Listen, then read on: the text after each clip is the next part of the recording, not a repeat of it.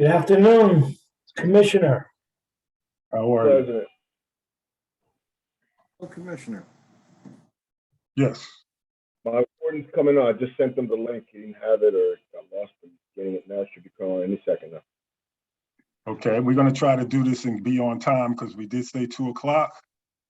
And I'm going to be pushing to get our meeting going and to get us started so that we can delve into what we want to delve into today. So,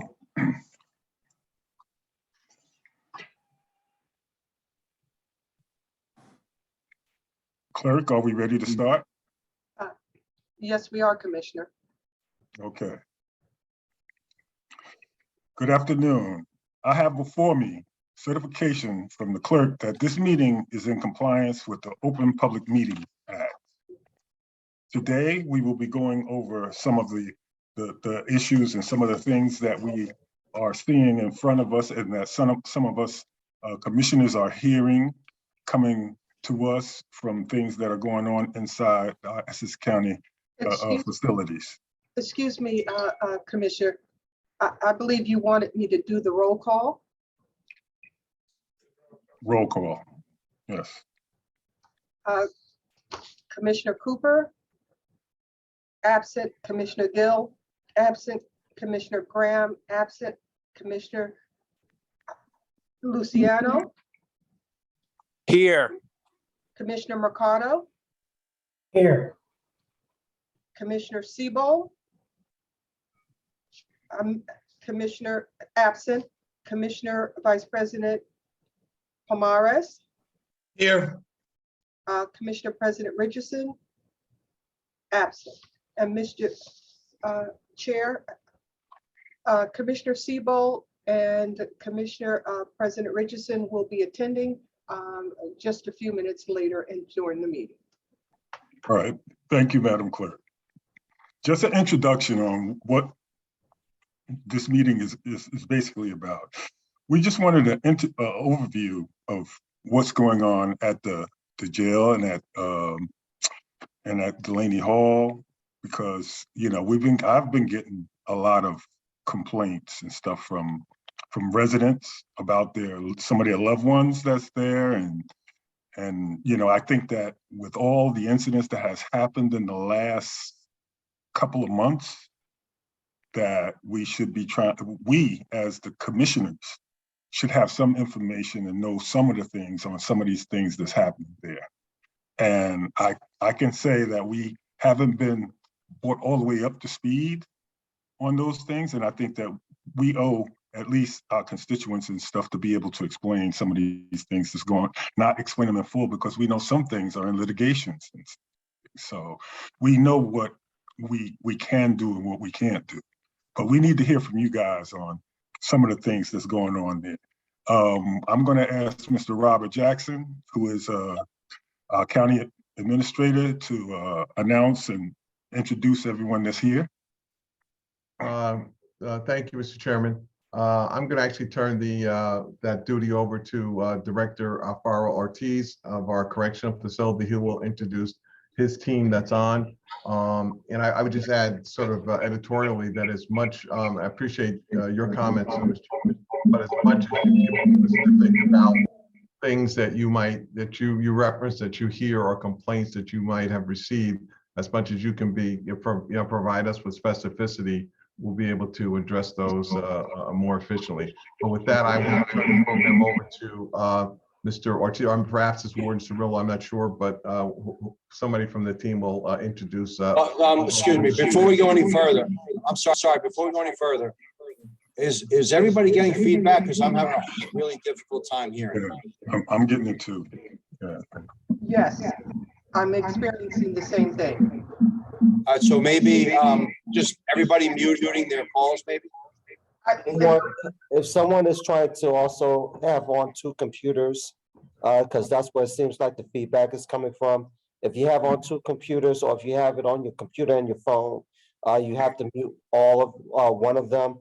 If not, I'm going to have to mute everyone until it's time for you to speak, and then you will be allowed to speak. Sorry, Mr. Chairman. Thank you. Were you able to hear me, Mr. Chairman, or? You started bumbling a little bit, but if you could repeat yourself, I'm sorry. Oh, You know. okay, and that could have been on my end as well. I apologize. But I was just saying, Mr. Chairman, appreciate the opportunity to come before the committee. But just would request that you mentioned some issues of people had contacted you or other members of the board. As much specificity as you can provide in terms of what what people approached you about or said will be helpful to us to address any issues that might be outstanding. And with that, I would turn it over to Director Ortiz to provide an overview, but also to introduce the members of his team. Director Ortiz.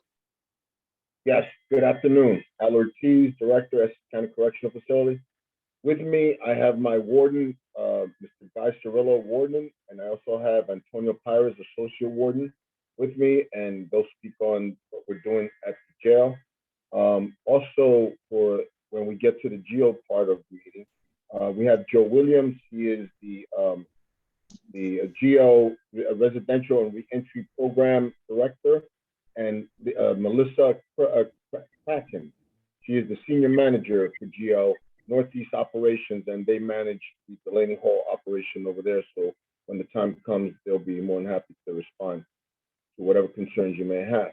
With regard to the overview of the jail, we're currently in a lockdown situation. And as we go on through the conversation, we'll explain when my wardens speak regarding why that is occurring. But we are totally locked down for searching the entire facility. Unfortunately, it's become a necessary evil for us to do this because of situations that require us to maintain the safety and security of our staff and inmates. As a general overview, we received final accreditation for NCCHC. It's a 3-year accreditation, so we're good for the next 2.5 years. They finally got back to us on our accreditation. We're undergoing ACA accreditation for late summer certification that we're aspiring to. We've done this already for about 9 consecutive years, 3-year accreditations, and we're going for our 4th certification. We're currently, as if that wasn't enough, we're currently undergoing state inspection as we speak. They're currently at Delaney Hall, and they'll be coming back here Thursday, and we're undergoing that inspection. But I'll just turn it over at this point in time. Is that okay with you, Mr. President, to the warden to speak about the searching and why we're doing that?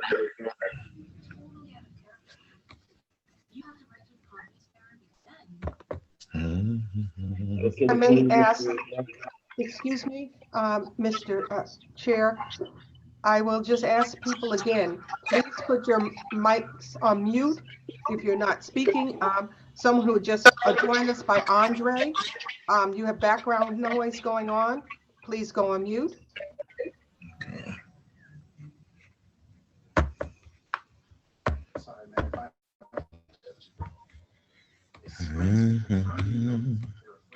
And for the record, we have Phil Elijah has joined us, and I see Wayne Richardson has just joined us.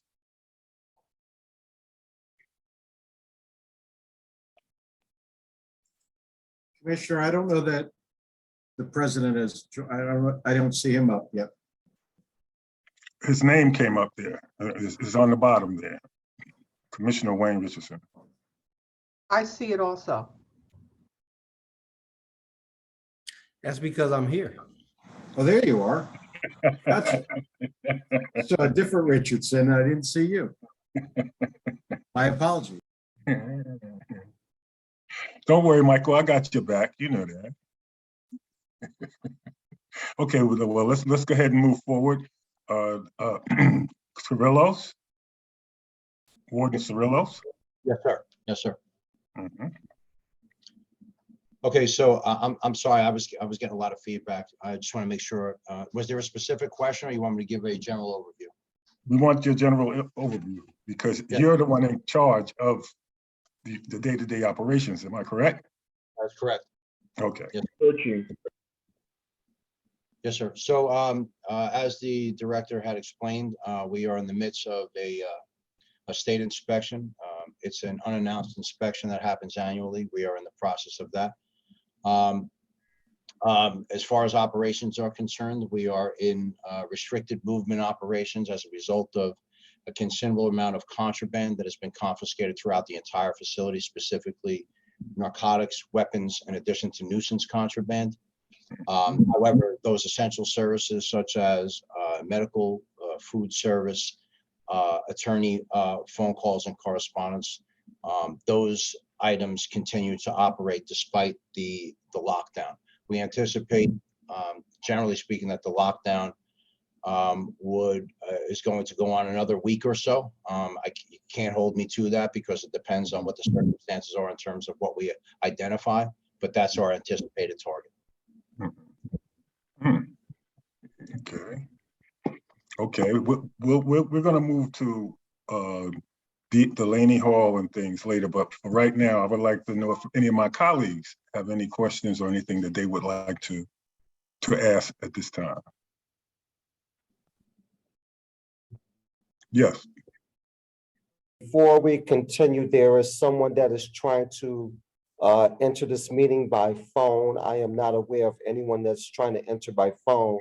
So if the administration has someone, can they please verify someone trying to enter the meeting by phone, or else I'm gonna have to disconnect them. As far as, good afternoon, sir. So as far as the facility is concerned, I'm not aware of anybody that's not already on the phone call, that's not already on the call, that was scheduled to be on the call. Okay. Anyone else? I don't know either, Lionel. Thank you. Sorry for that. Mr. Leach, Yes. Mr. Leach, do you happen to know the number? We do have one member of the community, Mr. Dergoshio. Do you have? It ends in 900. No, I'm not familiar, sir. Thank you. Thank you. Okay, can we continue? Any of my colleagues that have anything to say in reference to, now we'll talk about the Green Monster, that part. No? Mr. President, Yes. Mr. Chairman, rather, I'm sorry, Commissioner. If the administration can give us an overview, like, how many inmates are in the facility, how many are there at segregation, how many incidents have happened over there, last couple of months. I'm interested to know, Warden Cirillo mentioned the lockdown due to excess contraband. What are the protocols and what are the corrective action plans aside from the lockdown that's taken place to mitigate some of these contrabands coming in? Yes, sir. I'm prepared to answer those questions. Thank you for the question. So with regard to the population. Warden, hold on. Just so we're all on the same page. One of the interesting things is during COVID, commissioners and the county invested money in tablets, made sure every inmate had a tablet so that it was easier to have visits, video visits, contacts, and all that. Unfortunately, our population has figured out how to dismantle the tablets in a way where they can make weapons out of pieces and make them inoperable. So and even with more access to printers and to stuff, stuff like that, they've turned it into, opportunities. We just now need to go back and figure out how to make them weapons, so a lot of the stuff that was introduced was done to make the lives of the inmates and the residents there better. Unfortunately, some of them, not all, have used it and abused it in a way to create shanks and weapons and stuff. So the tablets are a new introduction within the last 5 or 6 months, whereas everyone got their own tablet.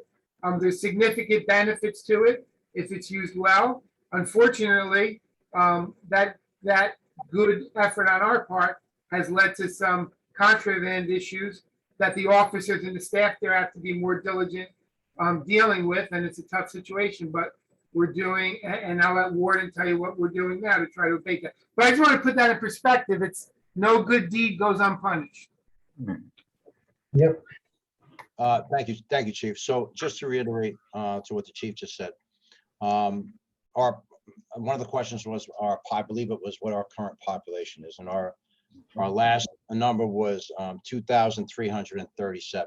So we are relatively close to our full capacity.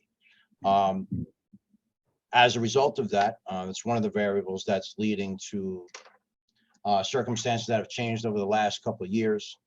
We've introduced, as we've specified on some previous phone calls, we've acquired about 1,000 federal inmates that are either waiting to be sentenced or been waiting to be transferred. So many of those folks have come from would be in Rikers Island or be in a federal prison in New York.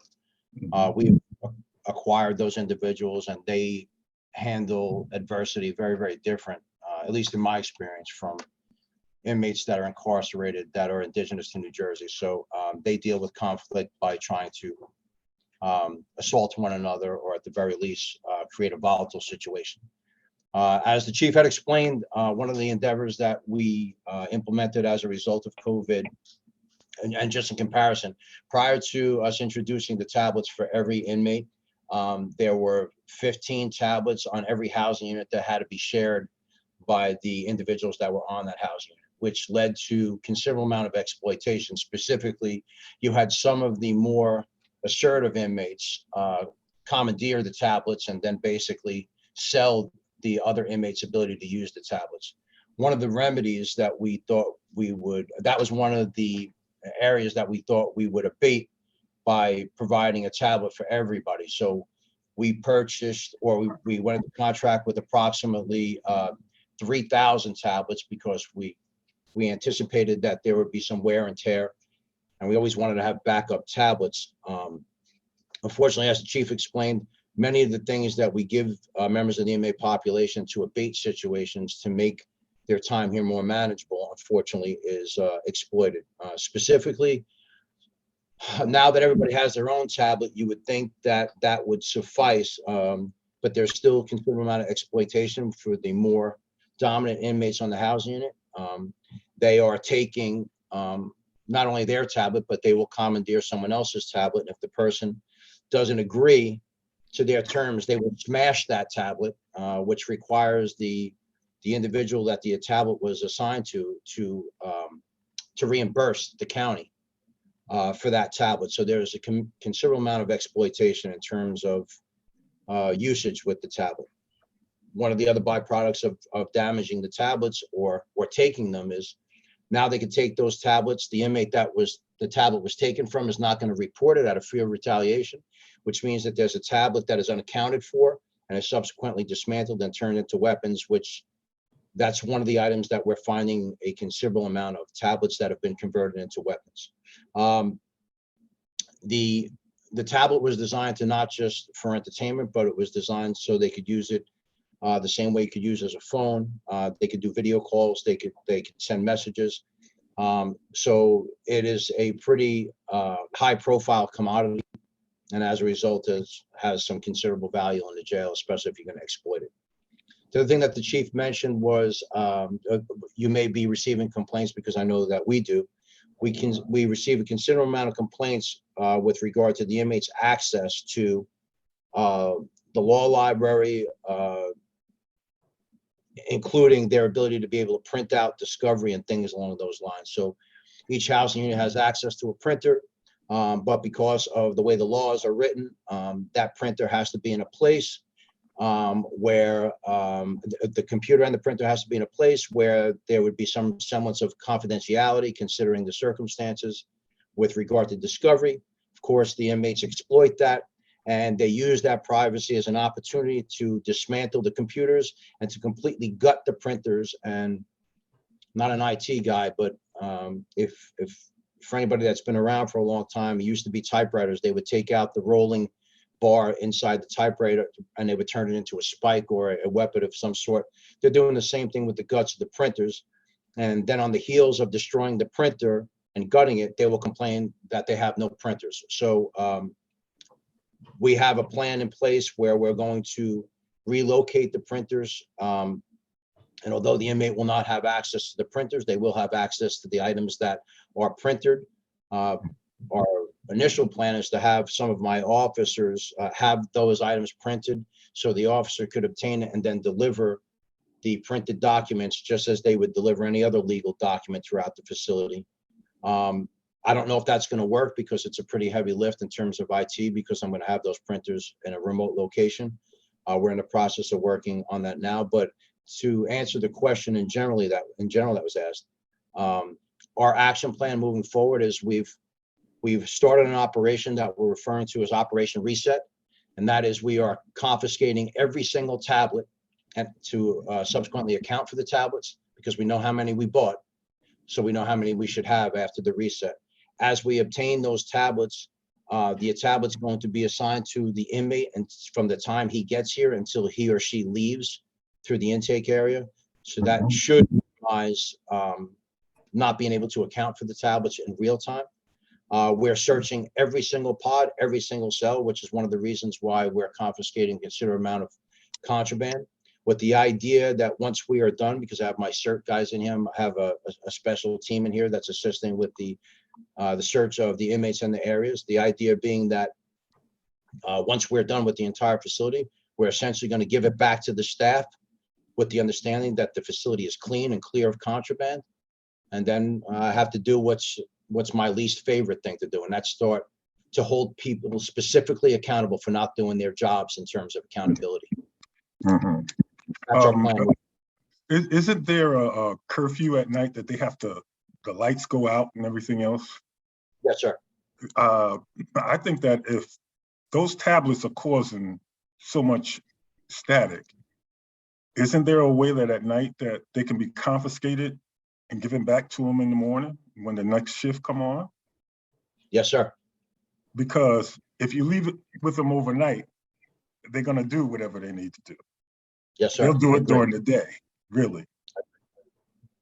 Yes, sir. Any of my other colleagues have anything? Chairman, I got one follow-up question. Go ahead. Yes, I'm sorry to interrupt. The contraband that you mentioned is the contraband mostly items from within the facility that they're creating, whether it's with the tablet or whether stuff from the kitchen, or is there stuff coming in from the outside? The answer is yes to both, sir. So there is a considerable amount of contraband that's kind of manufactured from items that we're essentially providing the inmates. Obviously not for that intent, but you know they're exploiting it. However, the other hot commodity in terms of contraband is cell phones and cell phone chargers, which are being introduced to the facility. Yes, sir. How about drugs? Yes, sir.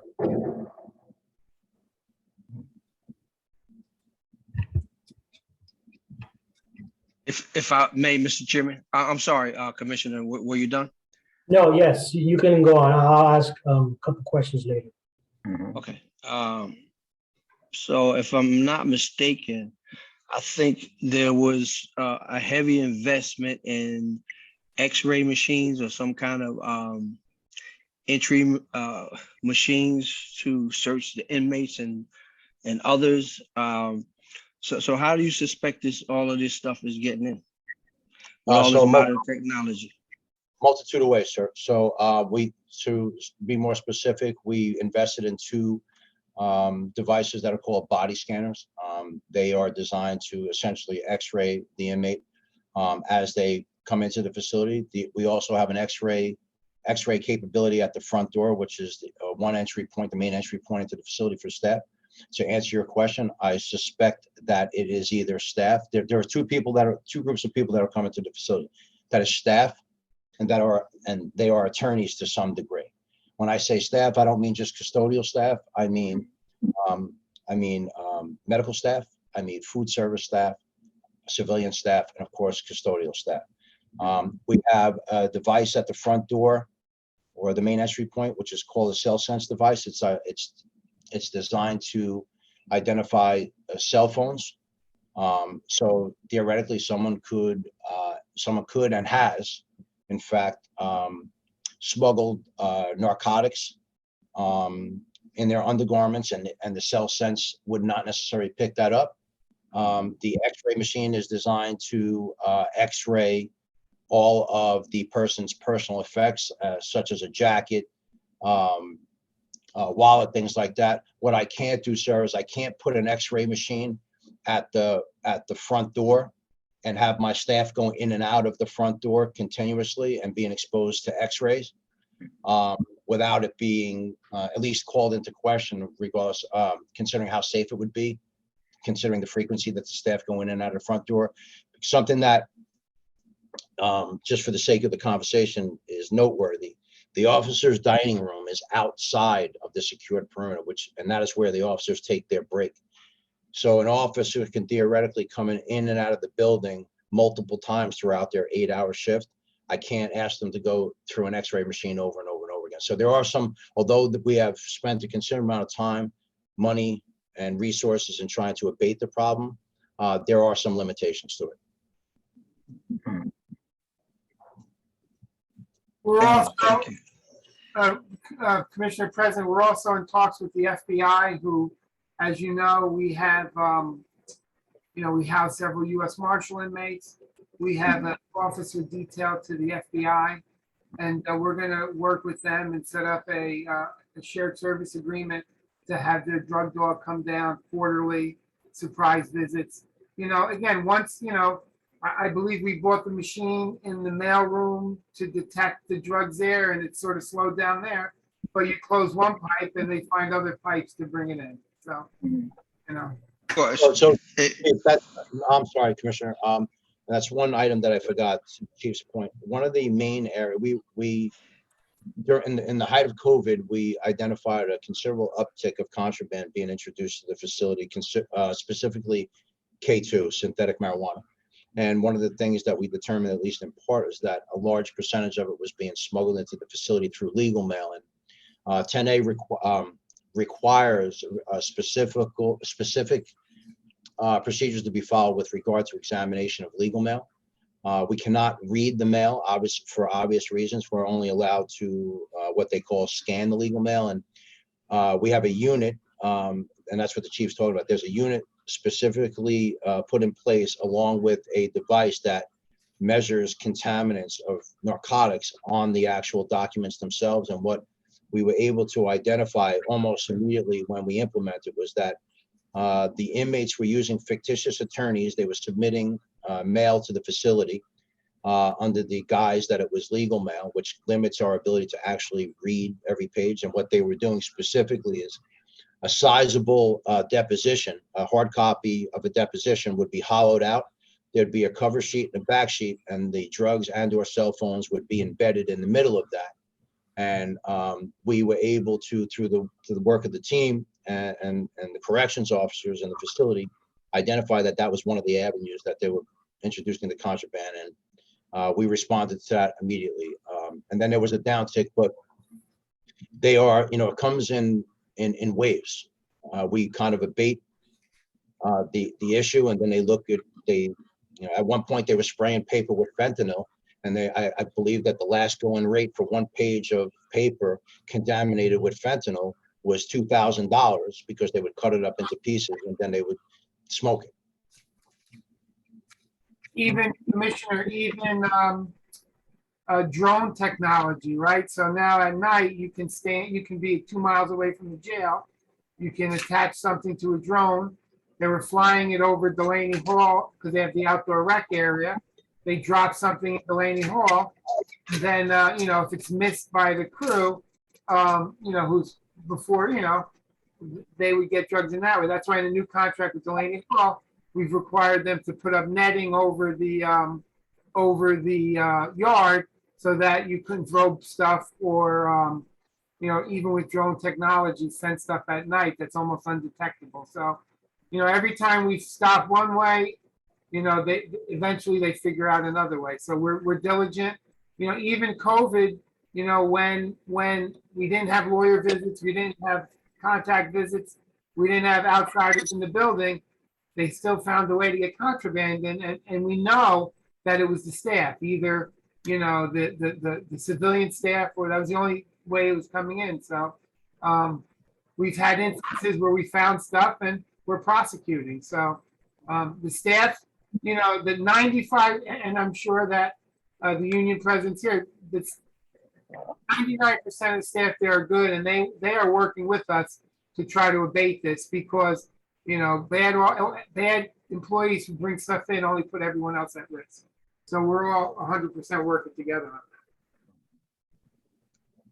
Thanks, Phil. Mr. Chairman, I have one other question in terms of the inmates from Rikers. How are they housed? Are they housed together? Or are they Yes. spread out throughout the facility? Yes, sir. Yeah, so my federal inmates are in the same proximity. I have, of course, we have the Union County contract. Those inmates are kept together in a separate part of the facility. And then I have the county inmates. And how many are in the facility today? 2337. And what does it hold? Approximately 2,400. So you're pretty much at the max, Yes, sir. pretty close. That being said, sir, I mean, of course, I field any questions moving further, but just considering your recent question, we are in the process of, I mean, I guess an obvious question would be, so what are you guys doing about that?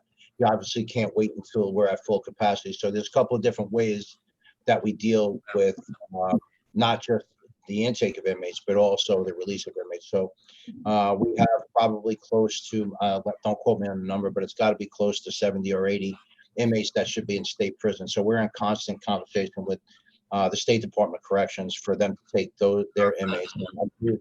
I believe that we are scheduled to take 27 this week, and we are in conversation. We're trying to get another 50, if not more, released within the next week or so. The other part of that is the courts. The courts have been slow to come back into process.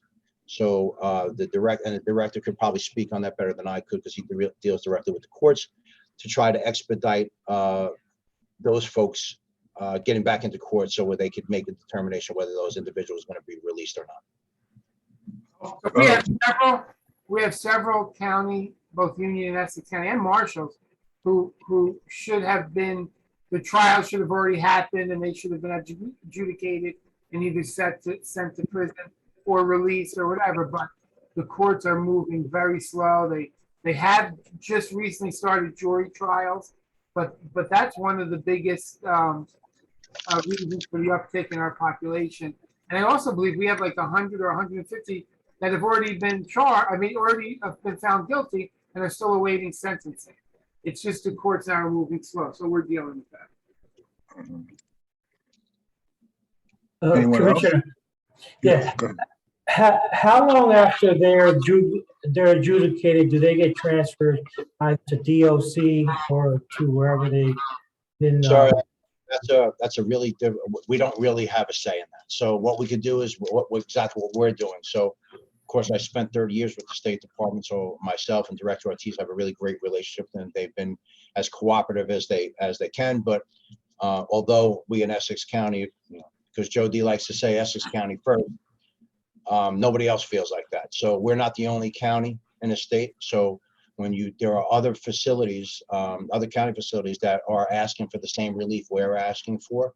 Now I can say, I'm biased because I know the people that I'm dealing with on the state side. They're good people. They're not going to lie to us, and I don't believe that they have it all.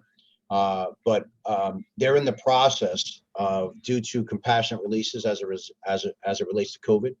They're in the process over the last 2 weeks of trying to facilitate the release of over 1,000 state inmates. So there's a lot of moving parts on their end, and they're in the middle of all that. They're trying to assist the counties with the evacuation of some of our state sentence inmates, but it's a big lift because it's statewide. I'm sorry, there's a specific answer to your question now. The state has 14 days to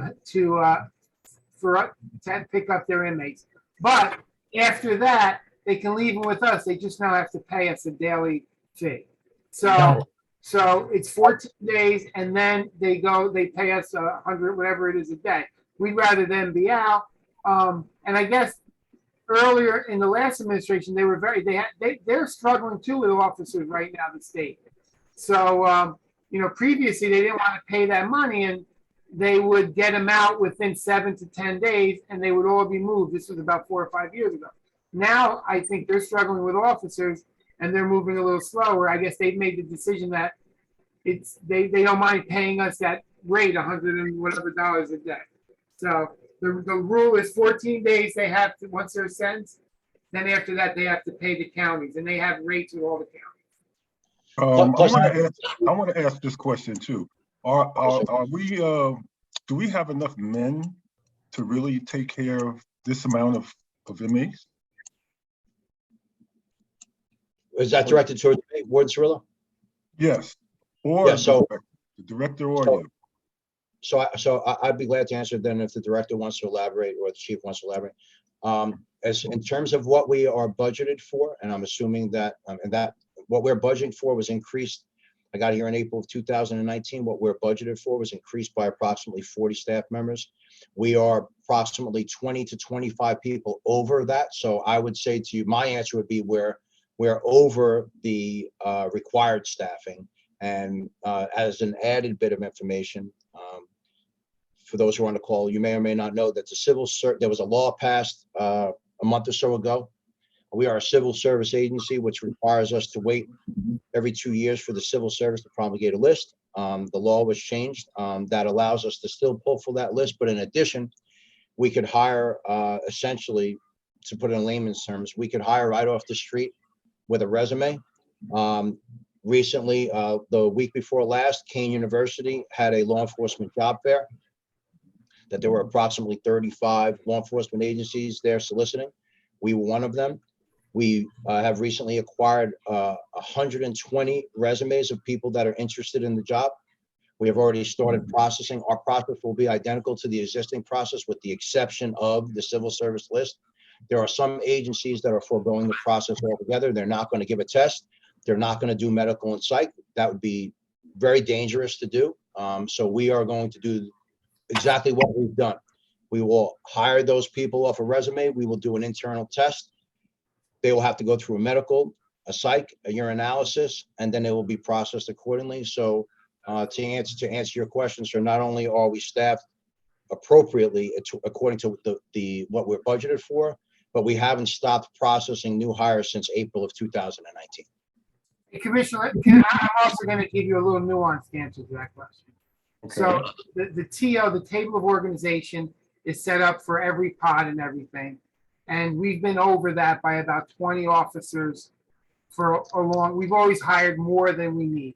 The nuances in the last few years, the changes in family law and other stuff, other laws have enabled people to still be employees but not come to work, right? So as the federal government and the state government have laxed the family leave laws, we have of that, even though we're 20 or 30 over, we have less people actually coming to work. Okay, they are using the laws as they were written to our detriment. You know, we sat down and had a discussion that, you know, we have to stop blaming the law because we have to start dealing with the family leave law and all that. And we may have to, you know, I've sat down with them, and if we have to hire 50 or 60 over the TO to make up for all the time that people are using, we have to make sure that the people who are using family law leave, it's legitimate. But it's a little bit of a nuanced answer. With, I think it's 80 people recently who at some point use family leave. There's a few, you know, there's 10 or 20 people who are suspended. So the TL calls for every spot, you have to hire 1.7. So if we needed one officer to man the whole jail, we would hire 2, assuming vacation and family leave. But I think that 1.7 number is going to have to change to 1.8 or 1.9 to deal with these new laws. So the laws have changed. It's causing, we have more officers than the TO calls for, but we're going to have to look again at, what's that number I'm using, Guy? What's the formal? So it's the relief factor. So it is 1.7, but to be more specific for what the chief is explaining, I have currently 96 people on intermittent family leave, which means they could come 3 or 4 hours late to work every single day, and there's nothing I could do about it. And then I have an additional 51 people that don't come to work at all. So if we are 20 over, do the math. You're talking about 150 people that at some point don't have to come to work, and there's really not much I could do. And being 20 over is at 1.7 too, right? It's not man for man. We are allocating for relief act. But Rufus, I do think we're going to need to up that to 1.8 or 1.9 because of family law, and we're doing that. They've been authorized to go over the TO. Even Well, the relief factor as it stands is a historic relief factor, and it only covers vacations, and it's kind of prorated based on how many sick days the staff get per year. and suspension is supposed to cover. It does not take into consideration family leave, because family leave didn't exist at the time. It also doesn't take into consideration emergencies, hospital trips, close watch observations. There's a multitude of things that relief factor doesn't cover. Excuse me, Mr. Chairman, for the record, Commissioner Cooper has joined us and Commissioner Siebel has joined us. Mr. Chairman, I have another question, maybe to the warden or the director. Have you guys been impacted by the governor's executive order with the vaccine mandate for your officers? Chief, am I at liberty to talk about that? Do you want me to address it, Phil? Yeah, absolutely. First of all, it's been extended, so Right, to May, right. So either you have to get vaccinated or provide a religious or a medical exemption as is provided by the law, or face discipline. So we haven't gotten to the discipline phase yet because it's been delayed, but we will abide by the executive order the way it's written. Do you have a number of unvaccinated officers that may be impacted? A lot submitted, about 100, I think, but they've submitted medical and/or religious exemptions. Right. So Commissioner O'Connor, what I would say is that I'm confident that we will be in full compliance, whether it be with regard to people submitting and getting approved for exemptions, and/or people who are compliant with the vaccination itself. Okay. Courtney, did you have something you wanted to say? No, Phil and Warden Cirillo really covered it. I don't have anything else to add unless there's any other questions I can help with. The state was not specific on what we can or can't allow for a religious, a medical exemption, or even what the discipline is. So, we're asking, we're following what the state rules are. So, and asking for clarification. Yeah, and the reason I ask, because, I work for the state during the day, and, and we run the juvenile justice system. So DOC has been impacted, JJCs have been, a lot of state agent law enforcement agencies that work in this business have been impacted. And so I was just curious to know to what extent are we impacted, and are we prepared for that should that happen? We fully want everyone to get vaccinated. I think it's very important that they're vaccinated. But as we're coming out of COVID, my personal feeling is, guys, people, men and women who really fought in the belly of the beast should not be losing their jobs over something like this. But we're going to, whatever the state, if the state requires that to be the discipline, then we're going to follow the state executive order, which is pretty quiet on a lot of that stuff. Got it. Thanks. Thank you, Chief. Anybody else? Well, we do have two people also on that are from, the one is from the FOP and the other is from the FOP also. And do you have anything you would like to add to this? Ralph or Nate? Oh, Jim, I'll defer to the president first and then I'll speak. You can go, Ralph. Go ahead. All right, gentlemen, first and foremost, to all the commissioners, Courtney, Mr. Elijah, everyone, thank you for being on the call. Again, this is not to be adversarial. This is really to get to the nuts and bolts of this and get everything correct. First of all, we talked about a couple issues. Warden Cirillo, one of the things you mentioned in terms of staffing, you said, unfortunately, once you finish searching and trying to make the place safe, you're going to have to do the unfortunate thing of actually holding people accountable. And with the recent events, we would think that you had been holding them accountable for the last 3 years. So let's talk about staffing, because you have the people here who can actually hire. The shift relief factor, and we've talked about this over the years, actually needs to increase. The national average was 1.9. We knew it should be over 2. We knew we weren't going to hire for that. We knew that. But now we have people that understand that that actually has to happen, because what we end up doing is we're creating jobs and taking people out of their shift relief factor, and we'll never get covered. So now we have the people here to help us. We can't provide correct performance because we're glossing over the safety concerns. We talked about tablets as though the tablets are new, and the tablets have been here for a while. GTL's been here for a while. They're now moved on to a new name. And we've told you that people are being extorted.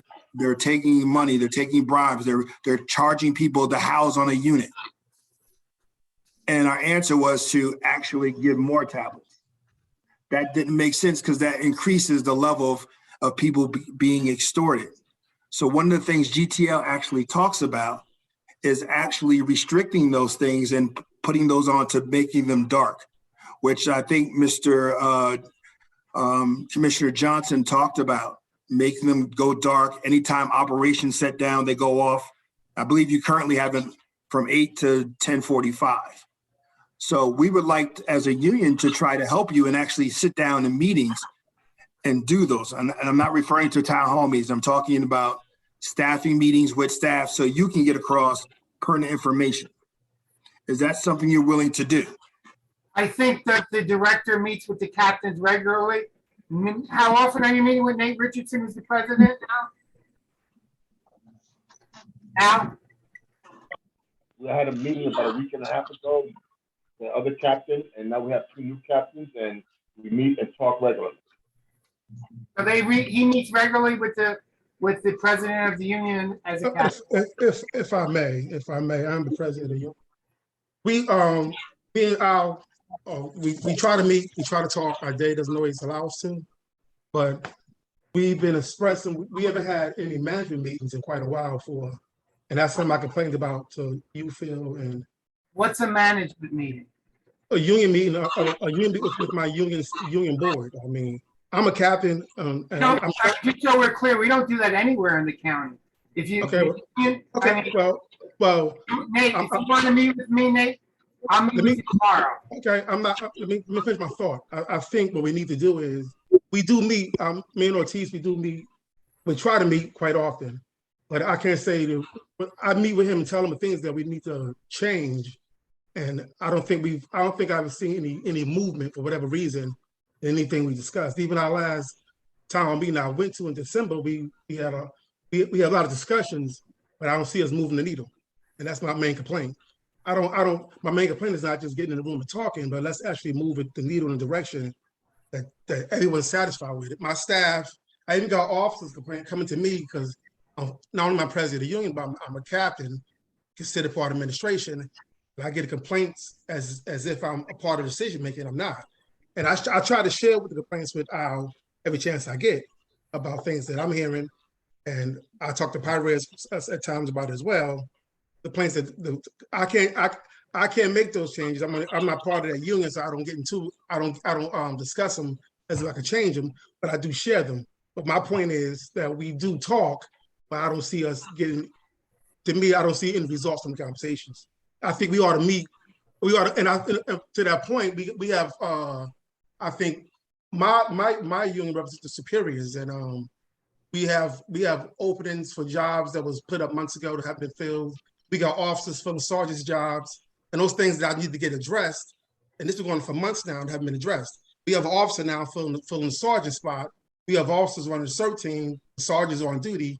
The chain of command is taking a hit, and morale is at a incredible low. And that's part of the sick calls that we need to talk about.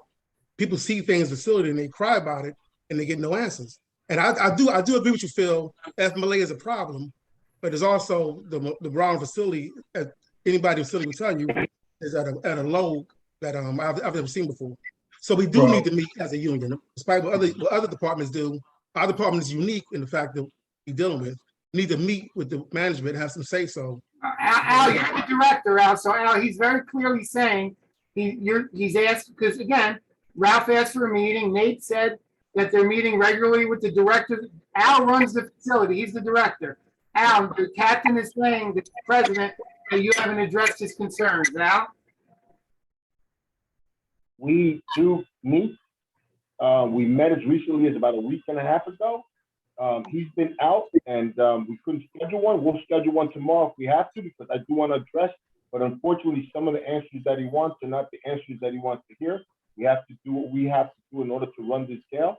So I'm always open to ideas, but I can't run it based on the happiness of the staff. I got to do it by the law, the regulation, and what's appropriate to run this institution. So I'll be happy to meet, and we'll meet if we have to. So if I may, since Ralph Johnson asked me those questions, I'd like to answer them. Thank you. And I'm referring to the staffing meetings. I'm not referring to any union meeting. I'm referring to the staffing meeting that's designed by policy that your staff meets with supervisors monthly to discuss the permanent issues of the jail. That's in policy, sir. But Phil, before you're about to answer, it is in policy. Yeah, Captain, Or 4 hours of training. There's sir. an option there. I sent it to you. Sir, I'm not talking about a contract. I'm talking about a policy provision. And I don't want to turn this to adversarial. That's why this county had hired the Ambrose Group to come in to review the policies to see if they're adhering to them, because I'm calling as a concerned citizen that there's been at least 3 deaths in the last 3 months, things that all these commissioners have to answer to. You found a computer in a cell of an inmate, a whole station. We're not talking about a computer piece. We're talking about a monitor, a computer. That sounds crazy. And if any commissioners listening to me now will say, how is that possible? well, how is it possible, Ralph? So this is what I'm trying to understand. You asked me a question about discipline. I've been attempting, along with my team, to discipline people for the last 3 years, and it's you and your organization that tries to prevent it. That's the answer to that. When you talk about a computer in a cell, what is it? What is your point? Are you suggesting that the administration allowed that, or it's the inadequacy of some of the staff and the supervisors that allowed it? What's your point? I will make the point for you, sir. You don't have to be upset. I'm just giving you a straight answer. Yes, sir, let me tell you something. I believe in discipline. I'm one of the few supervisors, when I was there, will charge people. You have to hold people accountable. You have no argument with me whatsoever. Never. Never. Okay. What I'm saying to you is this, sir. So let me answer you, sir. Can I answer you, sir? No, I'm going to answer before you get to speak. Hey, excuse me. Let me interrupt for 1 second, Warden Carrillo. This is not about blaming you and blaming you. Let's take that out of here. We want to improve the situations that's going on there. If we can be of assistance in any way, we want to improve what's going on at that jail. Well, because I hear stuff out here, but some of it I ignore and some of it I take. But we need to work together, all of us. All of us.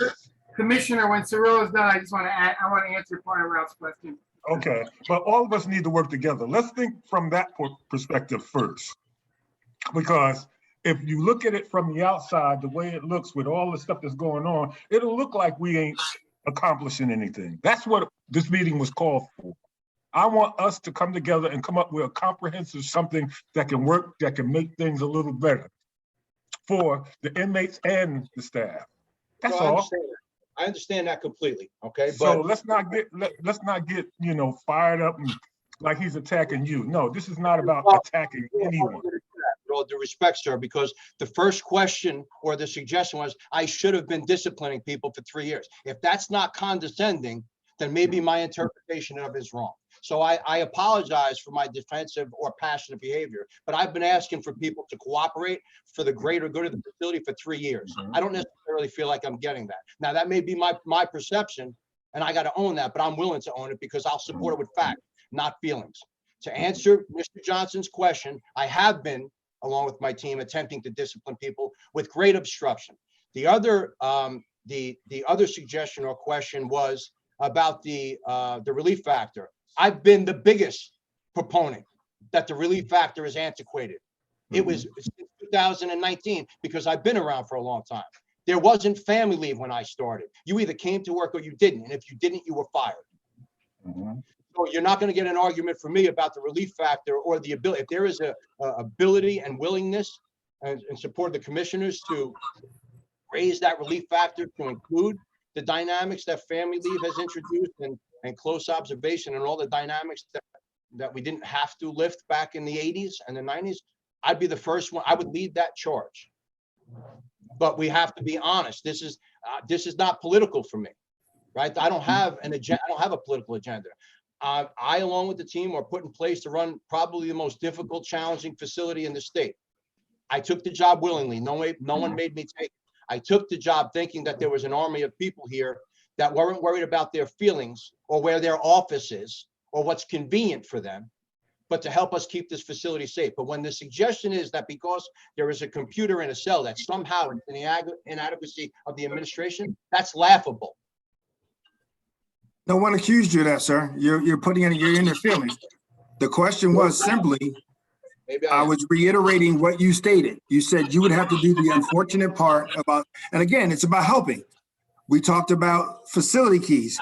The actual position in charge is that supervisor has to be counseled, that officer has to do a memo. It should be stopped the day one, not a month later. But we're here to help you. This is what I'm saying. There's internal mechanisms to help you. All we're asking is if you allow us to help. And part of that help, sir, is having monthly staffing meetings. I'm talking about staff. I'm not talking about union. The union can do this and third. It's staffing meetings where you tell the mission and direction of the job and how to effectively do so. You mentioned that you had a problem with drugs and contraband coming in through the legal mails. This is not a new concept. This is a concept that everyone has to deal with. You did a great job in bringing in a machine to help read. But also within that law is that mail can be opened in front of that person when they're signing it, so you can inspect it in front of you. So this is what I'm saying to you. Yes. I have to do. Right, I understand that. So you've done some great things. I will never take that away from you. What I'm saying is, and we're keep getting all these things that we now, and these commissioners are gonna have to add up to through the lawsuits because of lack of supervision, not enough staffing, not enough training, and they're the people who can actually help you. So let's actually address what it is. You know the staff, the shift factor, relief factor is antiquated and it's wrong. They need to know that. I get it. I'm not here for politics. I think I said that in my thing. Can I go now? Just one moment, please. If someone has a device on, it's echoing. If you have another device on while you're on this, please turn it off or mute yourself. Yes, Commissioner Johnson had to step away from the meeting. So, Chief Elijah, you wanted to. I think Ralph, again, I think we started with the staffing and I said that the 1.7 relief factor we need to address. So again, we're on the same page. Number two is we've been hiring well over 1.7 because I think today we're like 22 or 23 over the TO and we've been 40 over in the past. So I would say our actual relief factor has been closer to 1.9. And I still think we need to go more than that. So yeah, I mean, and we've already had provisions to make those changes. So again, we don't disagree with you, but we have more staff. We've always been over the last 3 or 4 years. We've been over the TO by at least 20 or 30 over the TO. So, and that TO is at 1.7, but it's still not enough, Ralph. So we need to revisit that to go even higher than that. As far as meeting with the staff, I have a monthly town hall meeting where we very specifically have an agenda. They have concerns. We come back the next month. We go over the previous meeting and we go over what they asked for and what their concerns were. And 70–80% of the time we've addressed it or we've had an answer. And then they go through new concerns. So I think it's unfortunately you haven't been at the meet. A lot of the leadership hasn't of the superiors have not been at the town halls.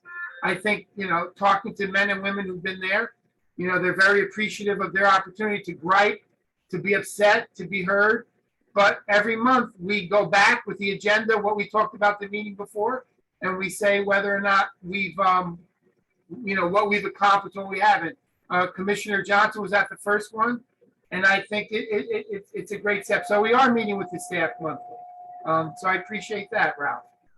And I know, I really thank you for your offer to help.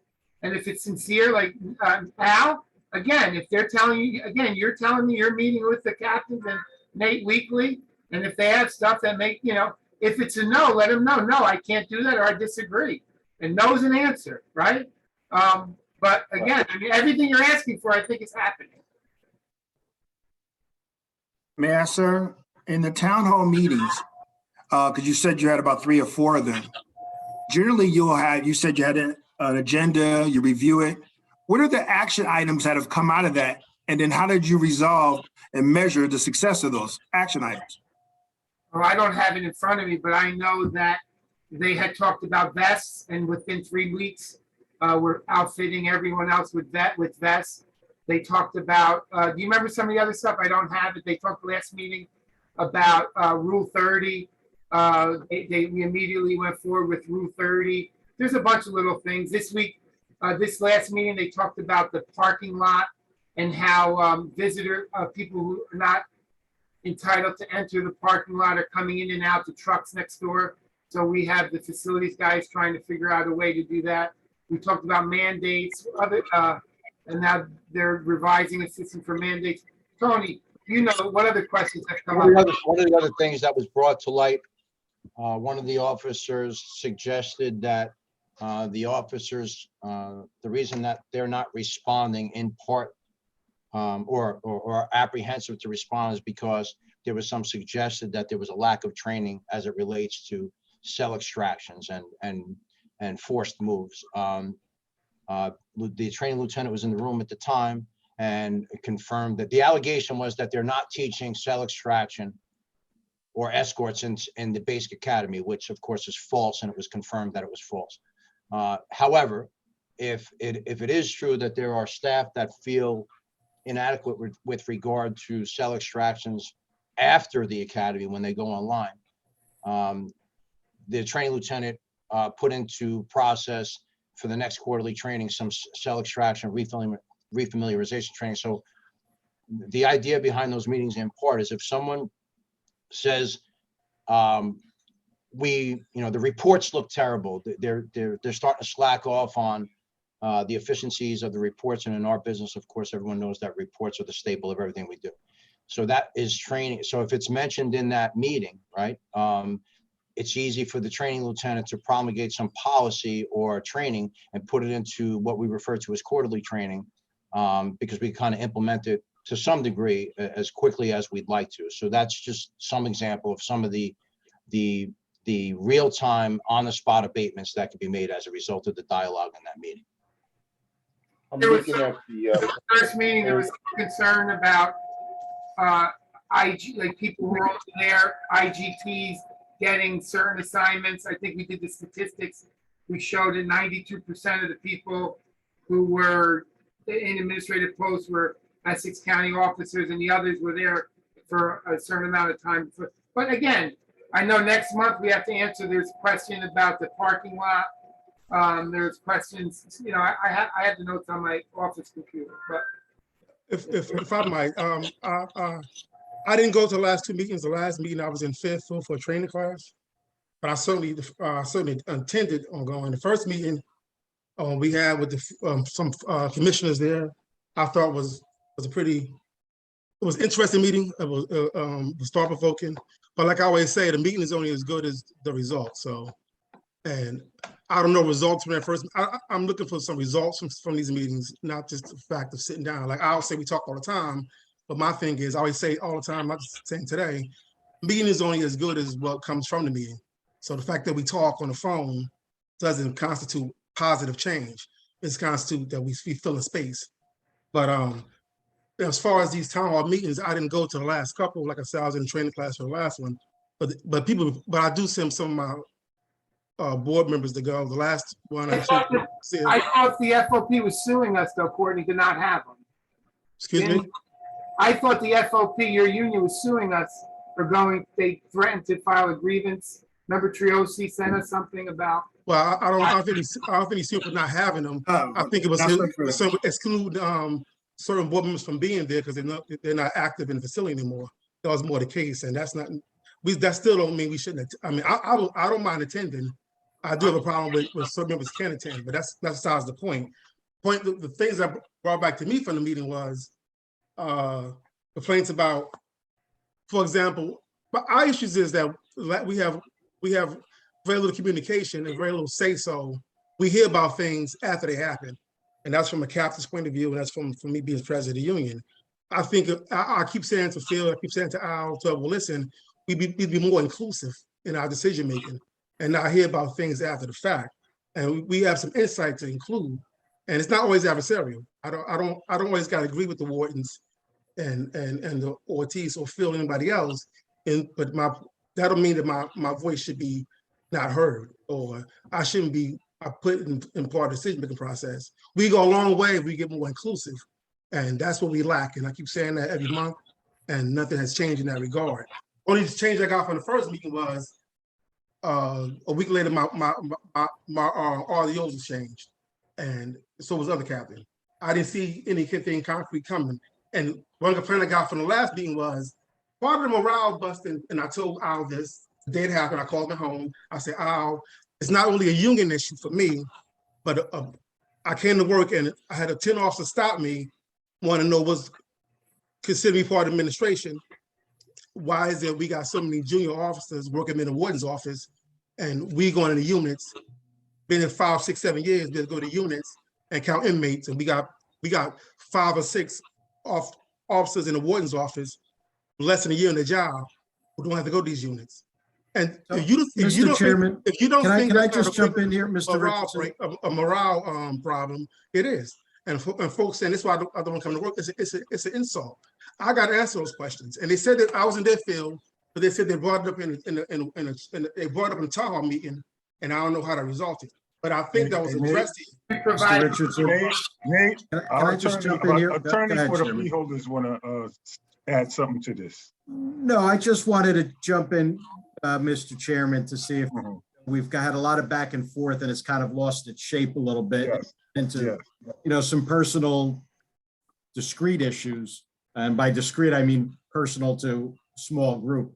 So was anything more to do with the facility or the general membership, whether it's employee, employer, that's fine. But I just wanted to try to get it back on track if you wanted to go that way, Mr. Chairman. Thank you. Thank you. Agreed, Michael. That's a great point. You have the Delaney Hall staff here, and I think one of the questions I saw the commissioners and the public are wondering is first of all, what's the difference between Delaney Hall and the county jail? And then how are inmates selected to go and how are they transported? Maybe you can answer that question. Well, I certainly can't answer that question. I'm just here to call. Oh, that was directed to Mr. Williams or Ms. McCracken. So I'm just going to ask if you, Mr. Johnson, if you could just put that, and Mr. Ralph Johnson, put that through our committee chair, Rufus Johnson, and, we'll try to just organize through him and let him set the tone a little bit. And also, Mr. Chair, Commissioner Cooper is also waiting with a question.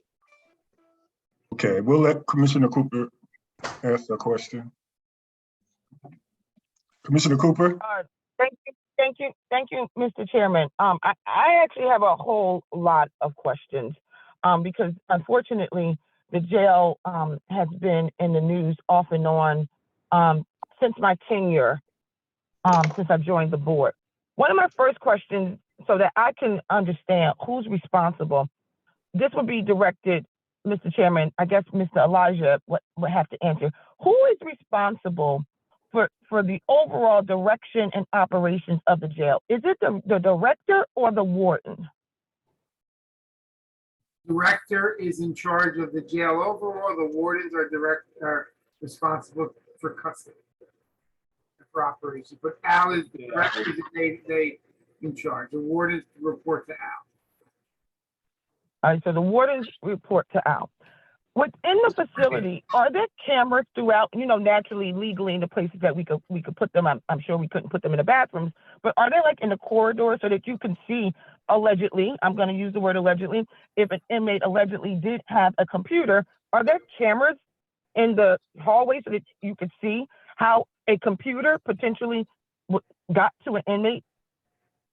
Yeah, this is Warden Cirillo. So, yes, ma'am, but it depends is how I would answer that. So there are a couple hundred cameras in the facility. Some of them are 360-degree movable cameras. Some of them are fixed.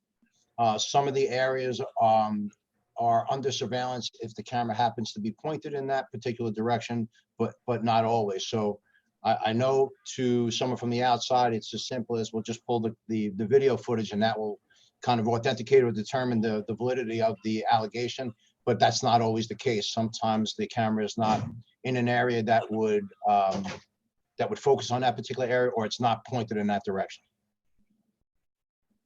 The other thing, so you know about the cameras too, is there was an incident a few years ago where an ICE detainee claimed something happened in the shower. Though all evidence, prosecutors, everything didn't, there's nothing that they thought would happen. We installed audio equipment in those areas, so we constantly add to the facility. So now even though we can't film in the shower areas, we have audio because the thought if someone was getting assaulted or something, you would hear it. At least we can go through the audio tape. And we continue. This year we added some video cameras in some areas that we thought were a little under, that we could have done more. So as we learn as internal affairs, as outsiders say, hey, you have a little blind stuff here, we've added at least 100 cameras or 80 cameras in the last 4 or 5 years. But Commissioner Cooper, I guess your point is part of the investigative process, the initial investigative process, when there's an allegation, whether it be something like the computer or an assault or anything that is subject to investigation, one of the first things that's done is video is pulled to determine if there is video available of the incident. That's part of the preliminary investigative process. And you said earlier, one of you, please forgive me, I'm not on camera, so I'm trying to go off recollection, that Sure. you are having challenges disciplining? I'm sorry. In an incident like this? I'm gonna, you know what? No, strike that. I'm gonna footnote that, and I'll ask that at a later time. I was stopped on the street by an inmate about 2 months ago, a former inmate about 2 months ago. Okay. And he said that he would prefer, if he ever had to go back there, to be in the regular jail because Delaney Hall lacked the structure that the regular jail had. Now, I was really confused by that because I thought it was just one jail. What is the difference?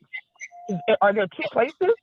Yes, ma'am. So what I'll do, I think for the sake of everybody on the call, if I may, I'll explain the process in which the process is implemented in order to determine eligibility for Delaney Hall. But to answer your question quickly and abruptly, yes, it is 2 separate buildings. They are in close proximity to one another. There's a parking lot essentially that separates the 2. One is a county facility, one is privately owned. When an inmate comes into our correctional facility from the street, they go through a classification process that, amongst other things, that would determine eligibility for Delaney Hall, which is largely program-based. That the individual that explained to you that it is less structured, they are correct. It's like that by design and by law, because it's considered somewhat of a reentry program. I'll allow Mr. Williams and Melissa Creighton, who actually run that facility, to kind of elaborate on that. A high-profile inmate or an inmate that has one of the 7 crimes that we would consider not eligible to be assigned to Delaney Hall would prohibit them from being assigned there. But once they are determined to be eligible with regard to classification, they are sent there. But there are, and again, the only reason I could speak somewhat intelligently is because I worked there in 2017 as a deputy director. So by design, it's all dorm settings. There's only a few cells there that, at least when I was there, was identified for the grounds workers, which we no longer have. The The dorm setting is designed for them to specifically meet in congregate settings for therapeutic reasons. Can't lock them in by design. So the dynamics are considerably different, but they are designed like that intentionally. So the Rikers Island people that are with you guys now, where are they? In the county-run jail or the privately run jail? They are in the county jail. They are officially federal inmates. They are not eligible to be sent over to Delaney Hall. All right, thank you. Yes, ma'am. And at Delaney Hall, there are services, additional services that we believe should help reduce recidivism, mental health, drug and alcohol, more intensive drug and alcohol, more intense anger management, stuff like that.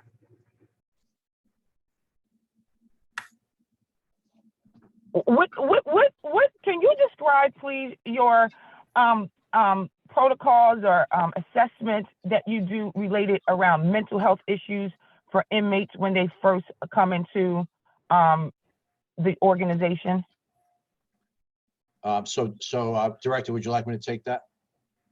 Go right ahead. Okay, this is just a general overview, ma'am, because obviously I'm not part of the medical processes, but just in terms of knowing what the process is. Immediately upon At Delaney Hall or at our facility, Commissioner? Both places, please. Okay, so I could speak on the correctional facility, the county correctional facility. Immediately upon intake, they go into what's called the pre-book area of the facility. That's as soon as they come through the door.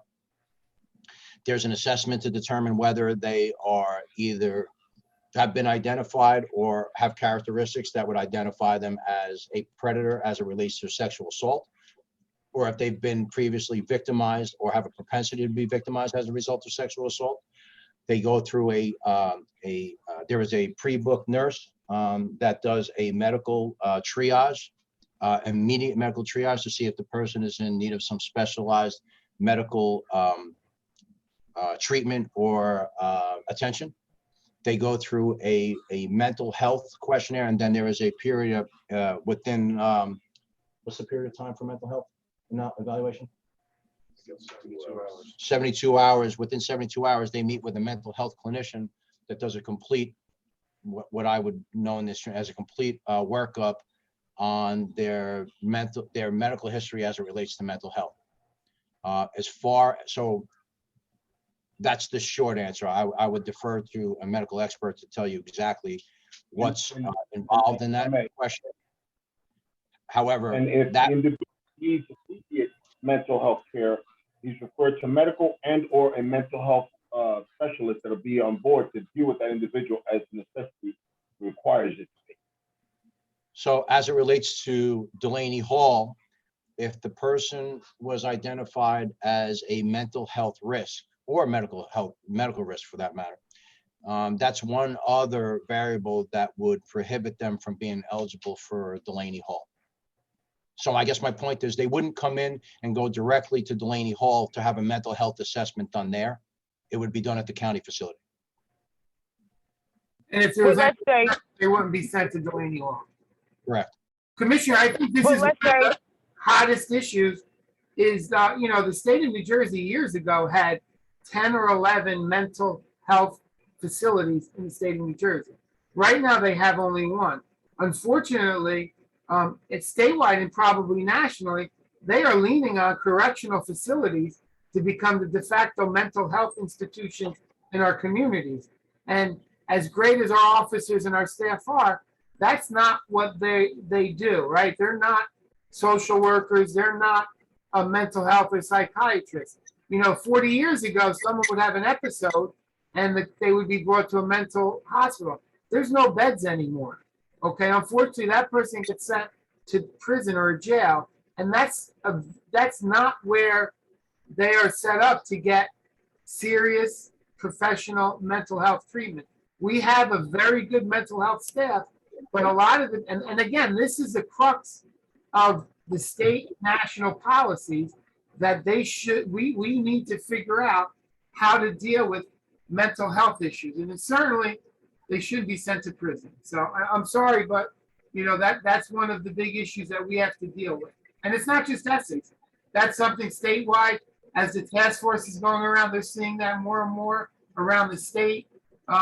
There's no, you know, if we have someone that sincerely needs to be at a forensic unit, it takes us months to get an empty bed to send them to.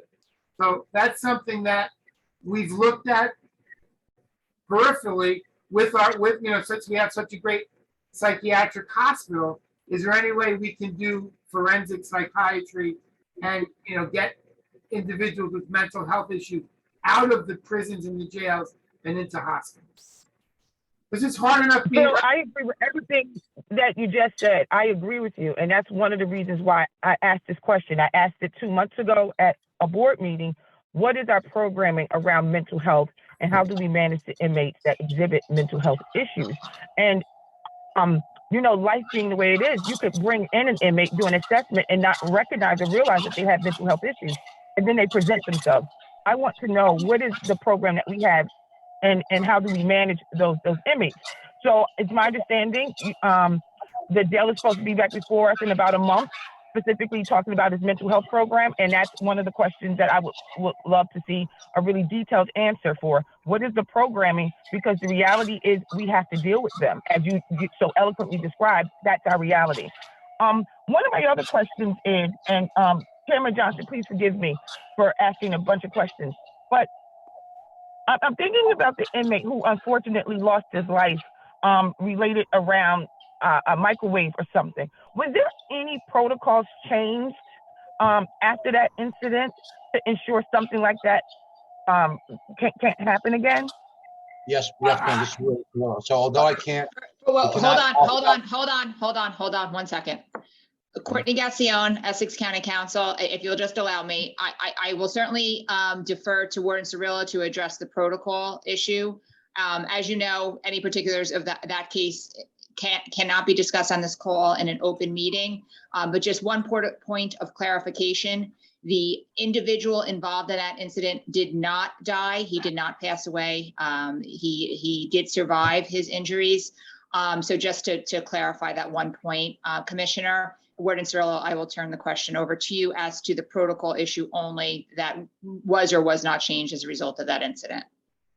Yes, ma'am. Thank you for clarifying. I'm not looking for any particulars related to the incident itself, but more so about what measures have we put in place to minimize things like that happening in Understood. the future? Yes, ma'am. I'd be glad to answer that. So yes,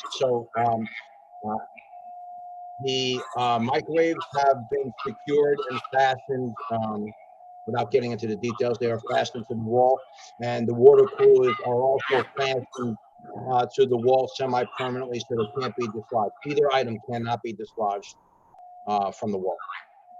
I would never say cannot. It would be different. Should not. I mean, I'm sure if you had a crowbar and you had some pretty extreme measures, anything is permeable, but it's less likely. At least it's less likely in terms of the officer having an opportunity to respond appropriately, if it were. But even the Thank you. a lot of facilities do not have microwaves, right? A lot of facilities, you know, and these are things that the commissioners and earlier and stakeholders were concerned about was food and heating up food, and there was a concession. Whether again, and the officers will tell us whether the microwave is fastened or not, an inmate can boil water with oatmeal or whatever, and that becomes a very dangerous weapon. But there's a balance there. I mean, clearly, if we took everything out of the facility, right? Every tablet, every microwave, every water cooler, every piece of recreation equipment and stuff like that, we could tremendously lower assaults and stuff like that.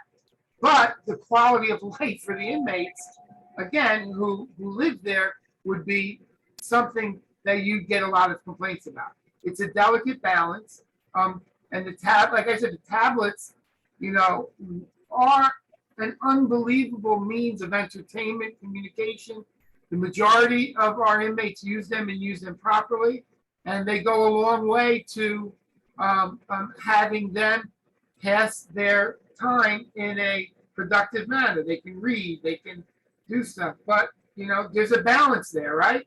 With the quality of life, what we provide and what we don't provide. Can I ask a question, being that we're in that area? But I want Courtney and Michael to tell me if this question can be answered. As far as the timing, because I watched the video, of course. The timing of someone getting there to help. Is that a question I can ask? What is the specific question you're asking? Is it specific I'm to asking- that incident or a general Yes. response time? Yes, to that general response time. I can answer that, Courtney. Thank you, Warden. And again, just general to response times to codes that are called in the facility, not to this particular incident. Okay, I just wanted to, Yes, sir. see if Understood. that could- Thank you, Commissioner. So thank you for the question, Commissioner. One of the analysis that we did was, because that had been called into question, is identify to not only the Ambrose group, but to the McGreevy group when they walk through the facility, where the officers have to respond to, depending upon where the incident is, because this building is almost the facility is almost 1 million square feet. So we actually walked where the officers would have to respond from, for the most part, because the officers, how it works is the officers that go on break, take their break in the officers' dining room and essentially become the response team, because they are the officers that are not assigned to a particular area and would not be required to remain on post in the event that there's a disturbance. The officers' dining room is located in the furthest most front of the facility, and in some cases would have to travel over 100 yards, if not more, depending upon where the incident is. But to answer your question specifically, we did an analysis. We actually did an experiment where we measured both in linear feet and in time how much time it would take for an officer to respond from the officer's dining room to every single housing area in the facility. And the average is between 2 minutes and 30 seconds and 2 minutes and 40 seconds to the furthest point of the facility. Does that answer your question? Yeah, it answered. I don't want to start digging into it because I know there's some litigation going on. I don't want to dig into that. Yeah. Right. Anyone else with questions? Warden Cirillo, those are some of the things we talked about in trying to help. One of the issues are about response time and training. So I think you would allude to that experience and training has a great deal of responding, of dealing with situations. Do you have a breakdown of your staff in terms of years of service? How many officers are 20 years of service, 15 years, and so on? I don't, I'm sure the statistical data exists, but I don't believe that I haven't seen it captured in a report, but I'm sure that the information is available. Right. And one of the reasons I alluded to that is in terms of training and getting people to have an understanding of how a pod works and working a pod and learning those things. Because that's majority of some of your issues, as you alluded to, is officer accountability, what they can and cannot do. And so much is tied to, as Mr. Elijah mentioned, and making sure the amenities go to the inmates and making sure they have a quality of life. That's the reason we're talking about having meetings where you can now draw the line to say, this is our most critical areas. This is what we're going to accomplish. This is what we're going to review for the next 3 weeks. We're going to reassess it. Those are the things I'm talking about. And Mr. Elijah, again, I would love to come. I've been restricted from coming, but that's what I'm talking about. That's what those management meetings are for. So we can address those problem areas, those problematic areas, as some of the commissioners just alluded to. How do we train? How do we change things when we have an event? And, what are our new protocols? So, Mr. Elijah, I would love to help you. I'm since retired. I'm not here for a union. I want to make it better. I've sent recommendations several times, and I would like to help. Thank you. And make sure Al knows what they are, and Al, let me know what I can do to help you implement the ones that make sense for us.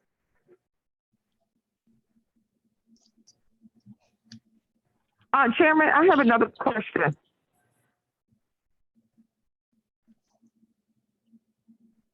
Commissioner Johnson? Yes. Anyone else? I have another question. The floor is yours. So the warden gave an overview that, there's a prison and then Delaney Hall. Do the county officers equally provide security to the Delaney Hall, or is that completely private and by itself? This is Warden Cirillo again, ma'am. The answer to your question is no. County corrections officers do not work over at the private facility. However, as part of our security protocol, once per shift, a sergeant along with an additional custody staff member does a tour of Delaney Hall. There is a specific security search form or checklist, I guess, if you will, identifying that they're in compliance with staffing, food, medical processes, all those things. And then those reports get brought back to the facility. But the short answer to your question is the facility is completely private in terms of their custodial responsibility as well as their therapeutic and clinical responsibility. And is one set of SOPs for both places? No, ma'am. And just so What's the difference between? We hire them to run their facility. And just to have some perspective, combined today, we have 2,600 inmates and only 200, about 220 or 230 are at the lane. So we have 90% of the individuals that are under our care. So, ma'am, So Commissioner the bulk Cooper, of the people is in the county place and only a small percentage is in Delaney Hall. that's correct. All right, thank you. And again, it can only be inmates who have certain level charges, murder, so certain things that you cannot go over there for. And it's originally the design and the idea is people with these lower charges to get more hands-on, intensive, more drug and alcohol treatment, anger management treatment to try to reduce recidivism. Now, it's evolved, but that was the whole thing. Years ago, we had upwards of 600 or 700 individuals at Delaney Hall. But because of bail reform and some other stuff, there are not as many eligible inmates to go to Delaney Hall. So Commissioner Cooper, just to kind of expound on it. So in terms of eligibility, if someone was charged with murder, sexual assault, a crime against a child, assault on a police officer, or a high-profile crime specific to the area, as well as escape, as well as someone who went to court and was actually sentenced, state sentenced, they would not be eligible for Delaney Hall. As a matter of fact, if there is an inmate who is assigned to Delaney Hall, we do the pickup, we take him to court. It's at that, if he's sentenced at that time, he doesn't go back to Delaney Hall, he stays at Essex County. Okay, maybe we should kind of shift this over to Delaney Hall now, because Mr. Joe Williams and them are getting bored sitting here just listening to all of this.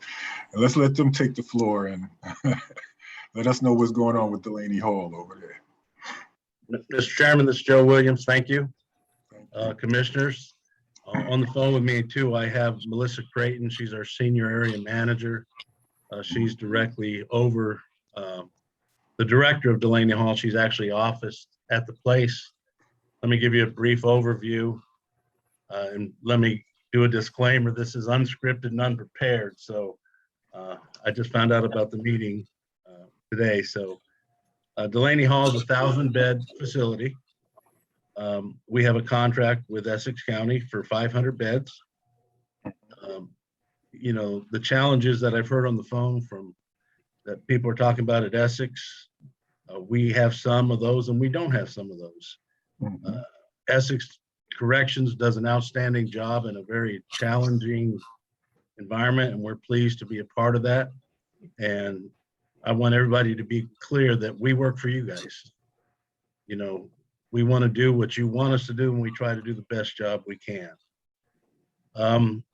We have a staffing plan where we have 3 security folks on duty at all times and 1 supervisor.